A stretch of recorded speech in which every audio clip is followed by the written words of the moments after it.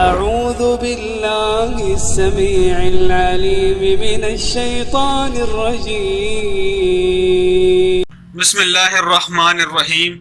Islamic world T V کے دوستو السلام علیکم۔ دوستو آج ہم آپ کی خدمت میں ایک نئی ویڈیو کے ساتھ حاضر ہوئے ہیں۔ ناظرین کرام، آج ہم آپ کو اس ویڈیو کے اندر بے وفا عورتوں کی پہچان بتائیں گے جو حضرت علی رضی اللہ تعالیٰ عنہ نے بیان فرمائی۔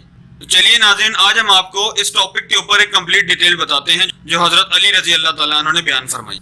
لیکن اس سے پہلے ہمارے چینل کے سبسکرائب بٹن پر کلک کریں اور بیل آئیکن پر ضرور کلک کریں تاکہ ہر آنے والی نئی ویڈیو کا نوٹیفیکیشن آپ کو ملتا رہے۔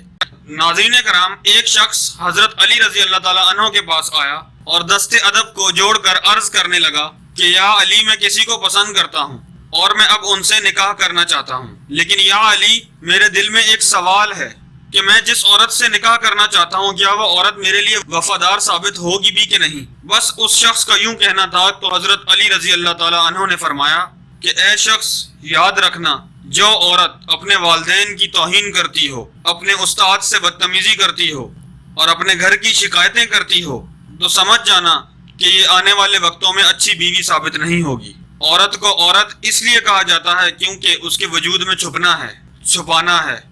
جو عورت اپنے گھر کے عیب کسی اور کے سامنے بیان کرے تو سمجھ جانا کہ یہ عورت آنے والے وقتوں میں تمہارے عیب بھی کسی کے سامنے بیان کر دے گی۔ تو اس شخص نے کہا یا علی، کوئی ایسا عمل یا کوئی ایسی دعا جس سے ہمیں یہ بات واضح ہو جائے۔ تو حضرت علی رضی اللہ تعالیٰ عنہ نے فرمایا کہ اے شخص، زمین پر سب سے بدترین عمل جھوٹ ہے جو تمام گناہوں کی جڑ ہے۔